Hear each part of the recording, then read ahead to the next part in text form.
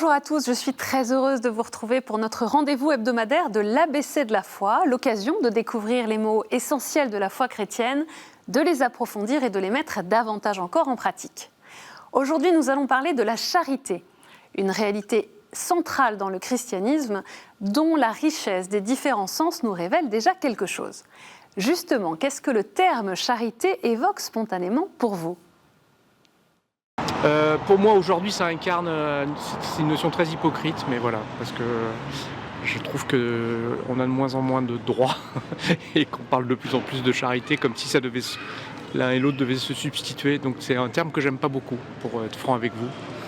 Voilà. Humanité, empathie, le soin de l'autrui,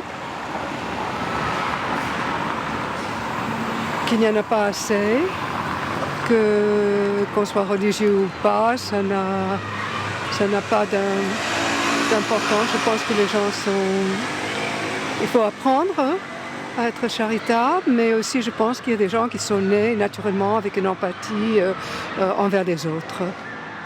Je pense à quand on se donne bonne conscience. Je pense que la charité vraie et pure est extrêmement difficile et relève d'un travail sur soi-même en amont qui est considérable, et je pense qu'il faut... c'est peut-être le travail de toute une vie avant de réussir à effectuer un acte de charité vrai et pur. Et il est très difficile, je pense, de faire acte de charité sans tirer une joie particulière du fruit de son action. Oh, c'est une valeur hyper positive. La charité, ça me fait penser la solidarité, l'entraide, et ça me fait même pas penser à de la religion en fait, en vérité. Ça me fait penser aux associations qui luttent contre la pauvreté, etc. La charité, c'est l'amour de Dieu et l'amour du prochain. C'est ce à quoi nous sommes invités. C'est peut-être aussi s'aimer soi-même. Voilà. Et donc toute notre vie doit y tendre. Faire la charité, c'est accorder un bienfait, une faveur à quelqu'un. Et comme nous l'avons entendu, l'expression est presque devenue péjorative aujourd'hui. Elle est synonyme d'un don trop mesquin ou pire, d'un don très condescendant, voire hypocrite, que la fierté pousse à refuser.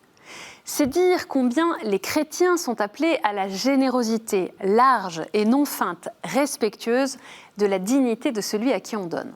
Pourquoi y sont-ils appelés ? Parce que dans la théologie chrétienne, la charité, c'est l'amour de Dieu et du prochain.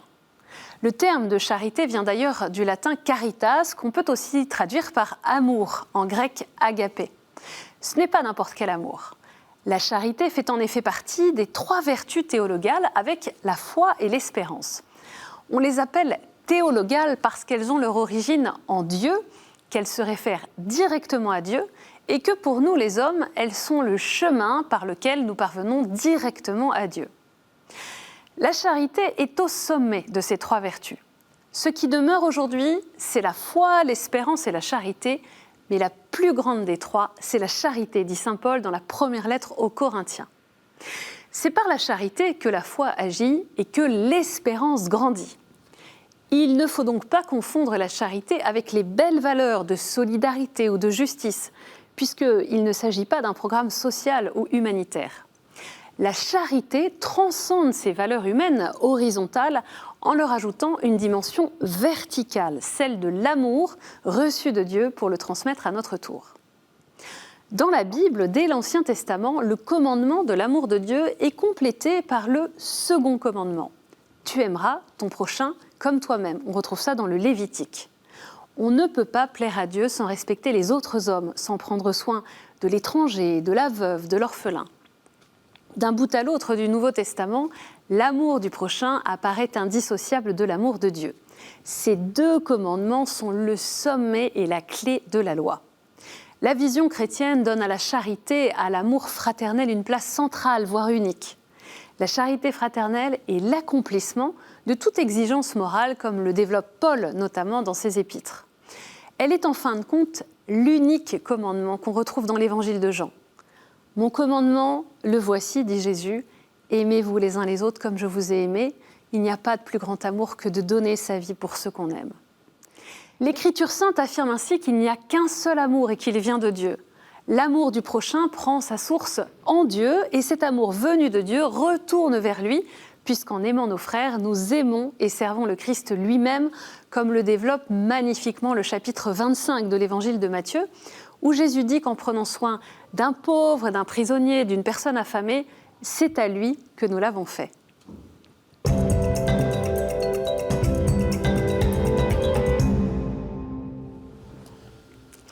Dans la foi chrétienne, la charité est la vertu par laquelle nous pouvons nous donner totalement à Dieu, nous unir à lui et aimer notre prochain comme nous-mêmes, sans réserve, par amour pour lui qui nous a aimés le premier. Le catéchisme de l'Église catholique précise les bienfaits de la charité dans nos vies. La charité a pour fruit la joie, la paix et la miséricorde. Elle exige la bienfaisance et la correction fraternelle. Elle est bienveillance.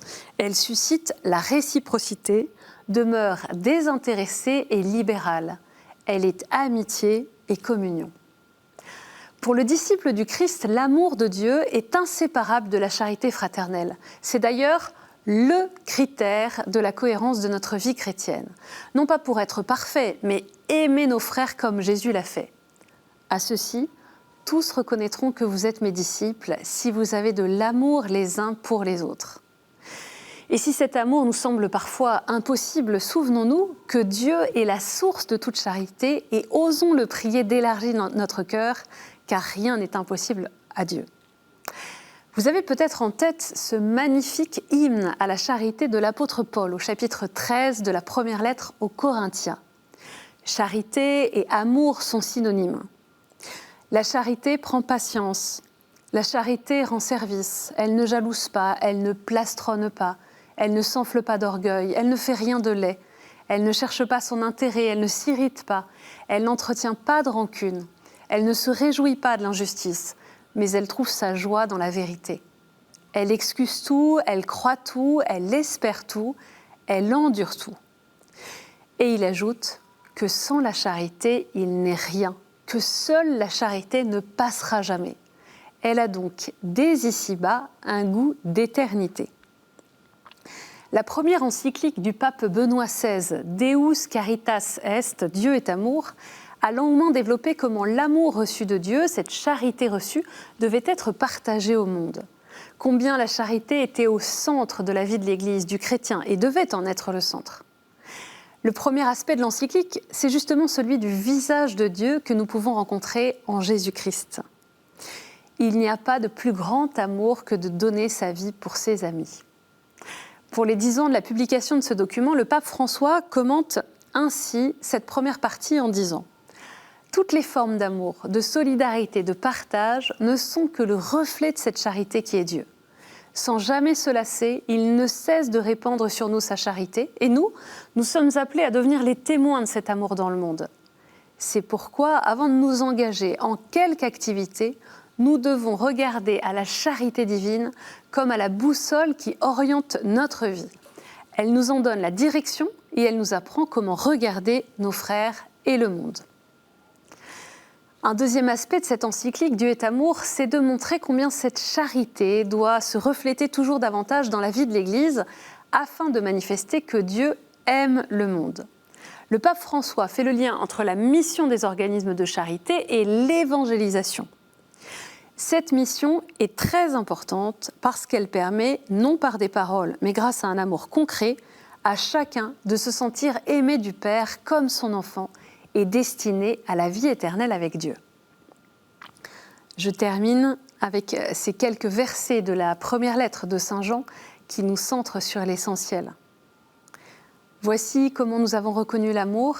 Lui, Jésus, a donné sa vie pour nous. Nous aussi, nous devons donner notre vie pour nos frères.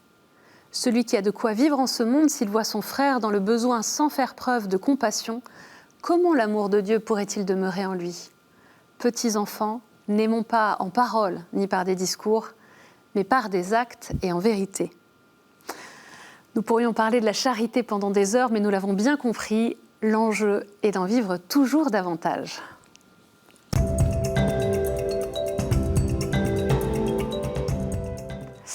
Notre vie entière est une école de charité. Alors j'ose quand même 3 idées toutes simples.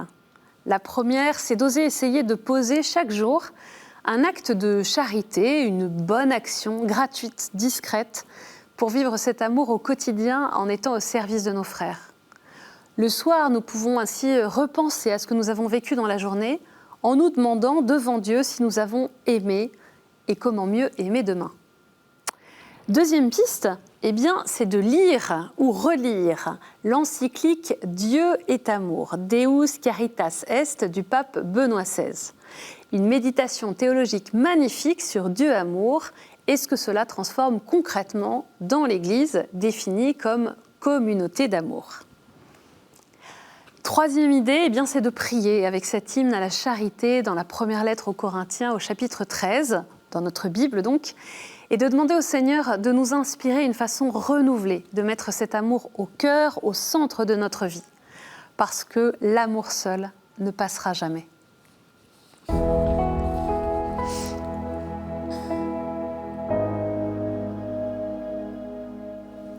Au nom du Père et du Fils et du Saint-Esprit. Amen. Dieu est amour, Dieu est charité. Seigneur, ce mystère est immense et nous dépasse.